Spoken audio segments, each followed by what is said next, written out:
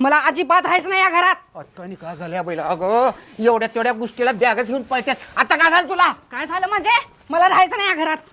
तुमचं लक्ष आहे का माझ्याकडे? अगं लक्ष तुझ्याकडेच आहे, दुसरी कोणीकडे आहे? लग्नाच्या आधी तर म्हणलेला मी तुला लई भारी ठेवतो राणी सारखं, आणि आता काय झालं? एवढ्या एवढ्या गोष्टीला किच किच किच किच करत राहता. मला नाही राहायचं या घरात. अगं ऐक. ओ पळा लवकर, आपल्या शेजारची तिच्या नवऱ्याची भांडणं पेटलेत, या लवकर. सुखाचा संसार आहे.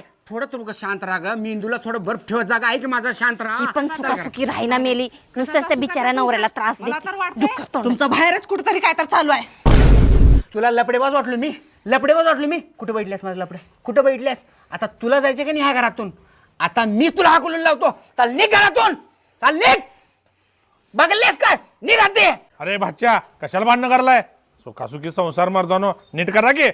काय सांगू मामा तुला, हिचा मला लई त्रास आहे रे, लई त्रास आहे. तुम्हाला